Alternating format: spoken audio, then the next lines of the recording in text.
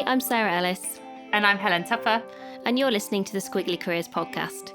Each week we talk about a different topic to do with work and discuss practical ideas and actions to help you find your way through the increasingly squiggly world of work. And before we get started on this week's topic, we wanted to let you know that we've launched our first Squiggly Career Summer School. And we thought that some of you might be interested to know a little bit more about it. So all the details of it are on amazingiflearning.com. But the three things that you need to know now are: 4-week program covering 4 main topics, a different topic each week. So the first week's all about building your career canvas. So you've got a 1-page summary of really what you want to get out of your career over the kind of short to medium term. Second week's all about confidence and resilience. Third week is about building your personal brand, so making sure that you and your strengths show up and stand out. And the fourth week is all about connections and career conversations.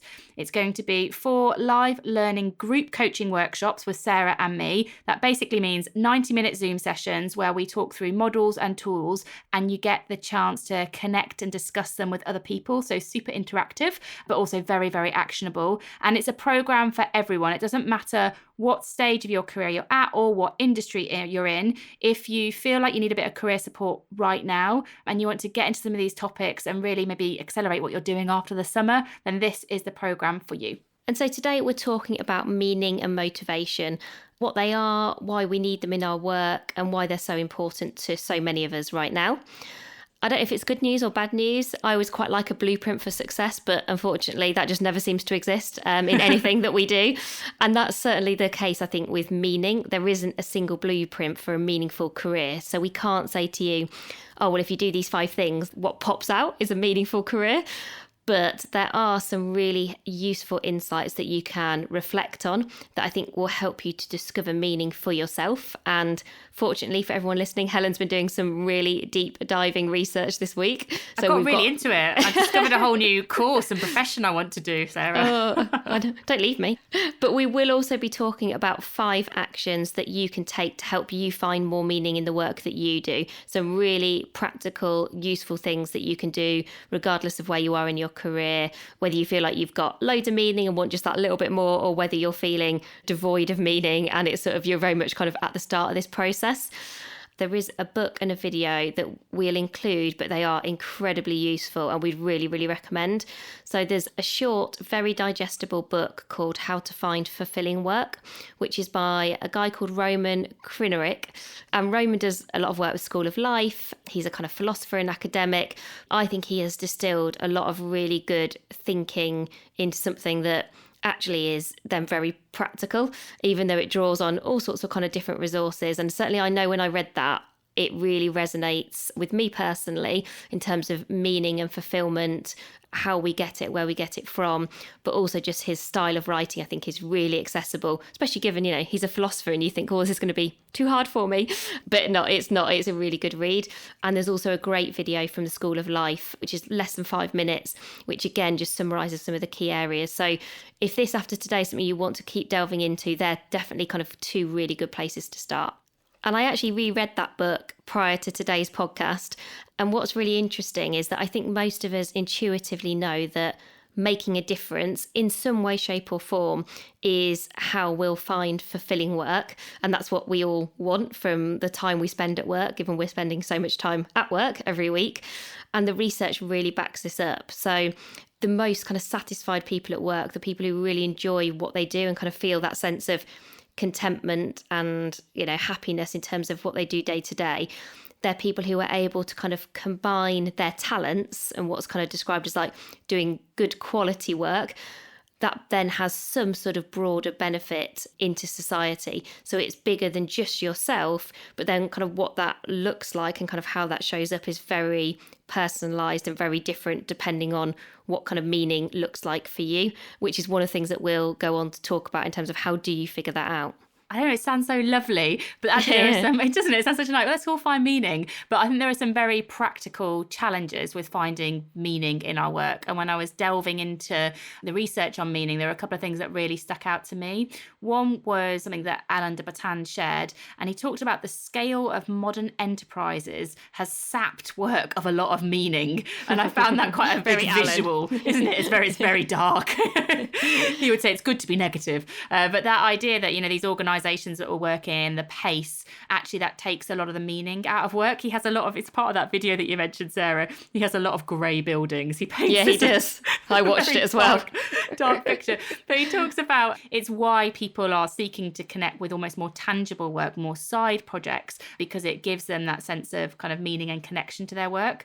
And Dan Cable also talks about the fact that we're now in these kind of squiggly careers means that some of the reward systems that we relied on beforehand and career ladders that we could kind of see and attach ourselves to, they've disappeared. And so people are looking for more reasons to believe in the companies that they work for, whether that's a small or a large organisation. So I think it's just some of the challenges that we're in this really interesting inflection point in careers where they're moving from these ladders to this squiggly environment, and all of that change and that pace and some of the things that we relied on before have gone and are disappeared, and people are searching for the thing that they can connect to instead, and they're searching for that meaning at work. Alain de Botton actually also shares 3 things that make work meaningful. So as well as painting his rather grey pictures of buildings, he also gives us a chance to see the light at the end of the tunnel. So the 3 things that he says that help make work more meaningful for us are if we can do work that connects us to the work that we do. So our deepest selves, our motivations, we've done podcasts before on values, but if you can connect your values, your identity to the work that you do, that is one way in which you can make your work meaningful. The second is if you can think about the service that your work provides to other people. And the third is that if you can see the impact on your work on others. So we're going to delve into this in much more detail and make it more actionable, but I think that's quite useful, that idea of connecting it with yourself and your identity, providing a service and seeing the impact. If you go no further, write those 3 things down and think about that in your work. But hopefully you'll keep going with us. So we're going to go through now 5 actions that we hope can kind of help you begin this process of finding meaning. And I think it's important to say at this point that I think meaning changes. I think it's dynamic. So what meaning looks like to you today could be different to what it might look like in 5 or 10 years. And I think as Helen and I have both been thinking about this, we've both realised that it has definitely kind of shifted over the kind of stages of our careers. And the other thing is that meaning doesn't mean saving the world.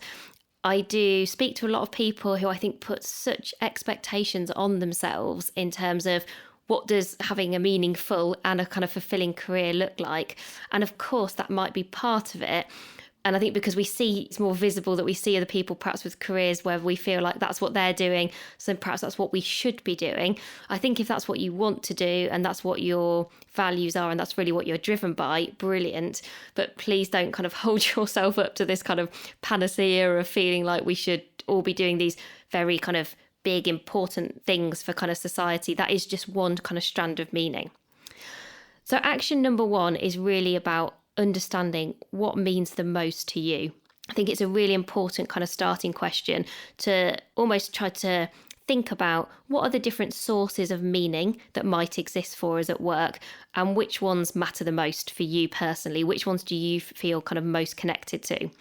So just to get you started and to help you start to think about this, here are kind of 5 different sources of potential meaning. And perhaps this is something that then you could be prioritising as I kind of talk these through and kind of go, what would be top of the list for you?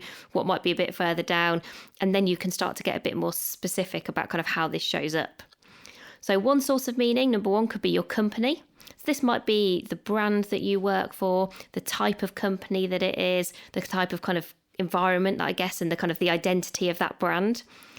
The second could be society, which is more the corporate responsibility, the community. Perhaps that is a little bit more in the saving the world category. The third is about customers. Could you get a real sense of connection and meaning from customers, the customers that you work with, that you work for? 4 is about colleagues, so people, the people that you work with, whether that's within your direct team, within your organisation. And then the 5th is about individual growth, so kind of almost more personal development, learning, I guess, feeling like you're maybe progressing kind of personally. And I was thinking about this because, again, I think this is where I really appreciated how these have kind of changed for me over time. But certainly for the majority of the years that I've been working, I think I've got a lot of my meaning from customer. So I've primarily worked in marketing until the last 4 or 5 years.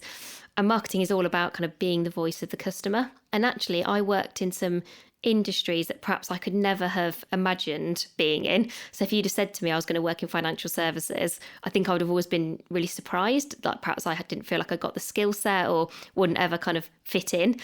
And yet actually I always got a real sense of meaning from helping people to manage their money, or particularly when I started working with certain customers where I could think, oh, well, I'm helping these people who are trying to start up their own business to get the money they need to do that.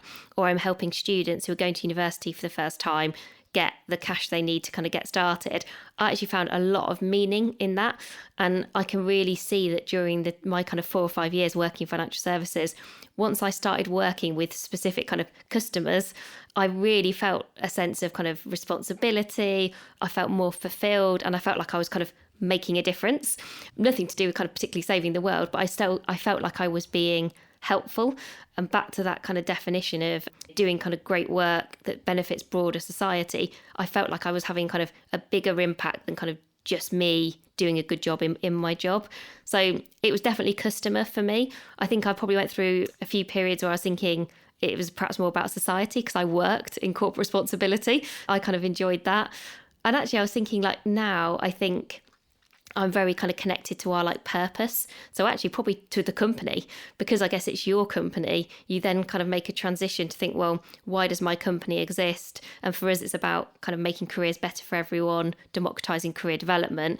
And that has an incredible amount of meaning for me in terms of my motivations. So even within those priorities, it's changed for me, but I find that a useful lens just to think through kind of what means the most to you. You can also have a really good team conversation with this. I was thinking when I was listening to you, I think mine's much more about company. If I think about Virgin and Microsoft and my last 2 corporate organisations, it's been that company impact and what that company stands for that I've really, really connected with, and it's really motivated me to want to work for them and to do my best work for them as well. I think you could have such a curious conversation with people in your team about, of these 5 areas, which one means the most to you at the moment in your career. So our second action is all about connecting the what of your work with your why. And the reason you want to do this is that the research shows that people are more motivated and grittier when they think about why they are doing something rather than just what they are doing. So the what can almost be deprioritized, reprioritized, doesn't have that meaning and connection, but the why has a deeper sense for people. There's a professor of management at New York University's Stern School of Business called Batia Weisenfeld, who says that a really good action to take so that you can find that why behind the what is to ask yourself, why am I doing this? 3 times to help you to discover the meaning and bring you a bit closer to your overarching goal. So Sarah, I'm going to do a live test of this for you. I know. Okay, great. So I want you to share, that's very, very directive. I would like you to share one thing that you're doing at the moment that says like a what, like a deliverable, like a task that you do for Amazing If. And then I'm going to do the why am I doing this 3 times exercise with you. Are you up for it? Obviously. Okay. Is there an opt-out at this point? Well, I mean, yeah. Not really. No. Yeah, go on. So what's the what? So you and I take it in turns to do lots of our posting on social, on things like Instagram. So this week I'm in charge, as I like to think of it, of our Instagram account. Okay. So why are you doing that? Because I want to make sure that our community on Instagram, who are incredibly supportive and who I love a lot, get useful career content from us regularly. Okay. And so why are you doing that? Because I'm committed to making careers better for everyone, kind of wherever they are. And I think things like Instagram help us to do that. Why are you committing to make career development accessible to people wherever they are? Because I think I experienced that career development is often just for the fortunate few. And I'm really passionate about democratising development so that it's for everyone. So if we stop there, because we did Did that work? Yeah, I think so. I think our 3 whys. So what you said there was your why would be about democratizing career development so that it's not just accessible to the fortunate few. So I think we've gone from you posting on social for a week to this actually was a very big statement of meaning in 3 questions. So I think it works. Well, there you go. Practice what we preach. Does it feel like a motivating statement for you to democratise career development and make it accessible? Does that feel like a why? I think that is probably my ultimate why, and I think I'm actually getting better at really thinking through with all of the actions that I take, the tasks that I do day to day, how do they connect to that? And then if they don't, ask yourself, like, why not? So it's actually interesting from both definitely the meaning point. I also think it more practically helps me with prioritising. So I think it almost has like a side benefit as well. Probably be really useful to pick sort of 5 activities that you do in a week, do the 3 whys and see if it all ladders up to the same big why. And if it doesn't, that might be insightful. Why not? Yeah, you might do the why not. So there you go. Actions for you to take away, everybody.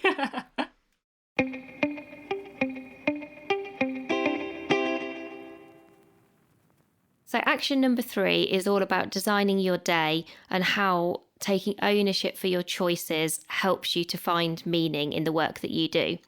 And this is really inspired by some research that Daniel Kahneman has done in lots of experiments that you can read loads about. We'll put all the resources. They're actually really worth reading. And Helen and I have tried to summarise them, and it's very hard to do on a podcast. But essentially what he gets to is when we make positive choices for ourselves, so I guess feeling control of our choices, we are kind of 5 times more committed to the outcome. And actually, when I was thinking about this, it's natural, isn't it, that we are more motivated when we have determined how we want to spend our time, what we want to kind of spend our time on. That kind of feels quite intuitive. But then often we don't necessarily always kind of think through the implications of that in terms of our days, like day to day. So I think what you can do practically here is think about when you're thinking about your day and, you know, the tasks that you need to do, what choices are you making about how you spend your time? And if you can be really clear about this is a good use of my time, almost to the previous point that we were making, and am I spending my time well, then actually just by the act of doing that, of really kind of reflecting on your week, you're much more likely to kind of feel ownership and meaning and fulfillment in the work that you do. I remember when I was at Microsoft and I was feeling really overwhelmed because I was in meetings constantly that I didn't feel like I was really choosing to be in. And I think I had a Christmas. It was over Christmas that I was like, oh, when I come back in January, you know, you use these like calendar moments, don't you, to like saw your life out. I was like, when I come back in January, I want to kind of more consciously opt into my working week. And I really took stock of my diary and said, okay, I'm going to block these particular times out. I'm not going to do meetings in. I explained it to my team. I explained it to my manager. So it felt like I was making more choices about how I was spending that time on the things that were most meaningful to me, but that I had their buy-in as well. And of course, sometimes it was challenged and things I just, had to put in those slots, but I definitely felt better when I looked in my diary and I felt more like I designed my day in a way that I was more inspired by, and also felt like I was doing more for the company as a result of it as well. Yeah, and I think even today, I was actually talking to my partner who was in a lot of meetings today, and at lunchtime he was saying, I just haven't done any work. And I said to him, well, do you not see those meetings as doing work, as valuable time? And obviously I'm really annoying, asking questions like that. And he was like, oh, actually, yeah, they were actually really useful, or I helped someone on this call or in this conversation. And I said to him, well, that feels like that would be a good use of your time. And I think it's just kind of really questioning that, is going, what does a good use of your time look like? Not assuming that it always has to kind of look and feel the same way, really kind of personalising it. And I do think sometimes we get so caught up in tasks that we kind of forget about, like, a really great conversation is a really brilliant kind of use of your time. And if you go back to making a difference to other people is often how we find meaning. If you have a conversation where you've just made someone's day better by helping them prioritise, that can actually give you an awful lot of meaning. But sometimes we kind of forget to ascribe meaning to things like that because we just think, oh, it's just got in the way of a document I need to write or PowerPoint I need to do. Wise words. I think you've also said that to me before about that, but that is meaningful, that the way that I spend my time. So action number 4 is about connecting personally to your work. And Dan Cable, who's done a lot of research around good work and what good work looks like, he talks about anonymity in an organisation can affect our sense of meaning. And so I think when he was talking about this, he was really focusing on the size of organisations. You know, when you're in a large organisation, you might see yourself as a cog in the wheel, and you might really think, you know, how meaningful are my actions? But I think this is actually really relevant to how people are working right now, because I think that people are feeling more of a sense of anonymity. They don't necessarily feel as seen or as heard because everyone's working virtually, and they're, you know, working from a room in their house, and they're not connecting so much. So I would imagine quite a lot of people are feeling a sense of anonymity right now at work. I think I feel this more now. Oh, that just makes me sad. Well, just because we don't see each other. Oh. And we don't see people in real life. And that's quite a dramatic shift for us. And though I definitely get some sense of connection, obviously, because we still connect virtually, if I have a day where I'm not doing any delivery, so not doing any kind of workshops or kind of training with groups, I really feel it. I definitely kind of feel a sense of a loss of that connection to what we're doing. And I've noticed, actually, because I've been thinking about this, I've noticed over the last week and a half, all of my best days are always days where I'm doing delivery.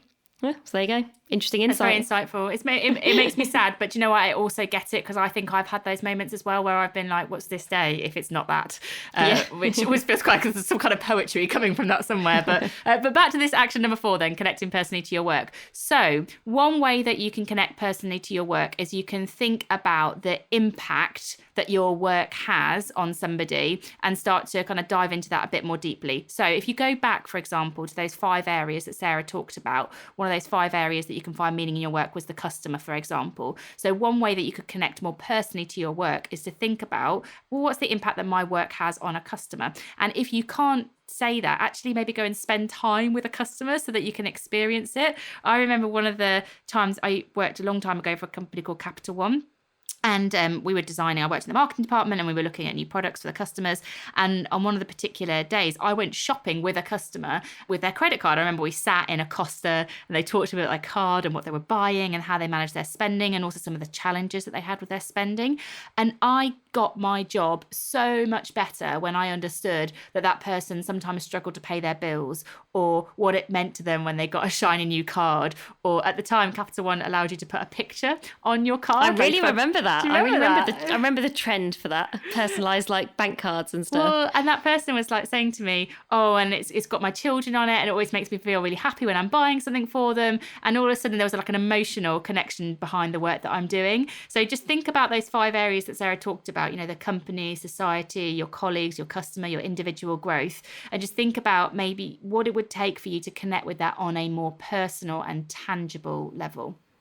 And then the final action, so action number 5, is about knowing and kind of remembering that you can find meaning in many places, and that you find meaning by doing. And this is really encouraging us all, I think, to think about experimenting and exploring to discover meaning rather than reflecting and musing, which as much as I enjoy both of those things, and even Roman Kreinerick, who is a philosopher, and this is a quote from his book, he says, "We do then think, not think then do." But he is really encouraging us to try stuff out and to remember the point of, you know, that we often say about having a number of possibilities, a number of future selves. We don't need to kind of be anchored to only one kind of version of the future. And so I think part of this is not putting pressure on ourselves to feel like there's an ideal job that we are searching for that's going to give us meaning. Actually, it's more about, I think, kind of finding jobs that we think have the potential for meaning, and then learning and exploring kind of as we go. So not kind of holding too much kind of expectation at any one time, but also remembering we don't need to get all of our meaning for the work that we do and the kind of value that we add from our day jobs. Of course, that's ideally where we want it, because that's when we spend most of our time. And if, you know, you really feel like you're not getting that, of course, that could be a good prompt to think about, okay, so what next or what now? But things like volunteering, side projects, hobbies, things you can do in your industry, other things you could do outside of your direct job, even for your team. I think just getting really curious, and we talked before about kind of the value of staying curious, will really help you to almost be active in searching for meaning and fulfillment, rather than, I think, this kind of passive idea that we have in our minds that we know it's important, we know it'll be valuable, but it can feel quite vague. And I think this really starts to put us in the right mindset for meaning. So there's not going to be a nirvana moment. That's the thing I sometimes get worried about, that people kind of expect there to be this nirvana moment of meaning.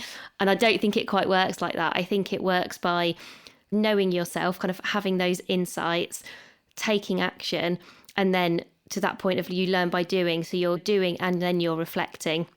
And I think each time we're all making small adjustments, we're making choices, we're making decisions to get that little bit more meaning in our lives and in our careers. And that's certainly been my experience is, I've had some jobs where I've had lots of meaning, some jobs with maybe a little bit less, but probably each role and each opportunity, as I got more experienced and kind of better at thinking about this for myself, I do think I've had more meaning, kind of almost like the older I've got, kind of the better I've got at thinking about reflecting and kind of taking action. But there's no guarantees. I think, you can think you're going into the job with the most meaning ever and it doesn't quite work out. But that's when it's really important to remember the whole, we're going to have 4 different types of careers. We're going to be working forever. So don't get too caught up in finding meaning kind of just in the short term. So that's everything for this week. We hope that has been insightful for you. We hope it's given you some really clear actions that you can take away. All the links to all of the resources will be on our website. So just go to amazingif.com and then the podcast page and you will find everything there. And if you'd like a little bit more podcast inspiration this week and you've got time to listen to one more, then we recommend the Slay in Your Lane podcast, which has just recently launched. And they've got episodes including one on lockdown routines and also one of the most recent ones. It's called Black Lives Matter All Day, Every Day. So we definitely recommend that you have a listen to that podcast. Thank you so much for listening today. If this has been a useful episode, please do rate, review, subscribe so that we can help more people with their careers. And we'll be back with you very soon. Thanks, everyone.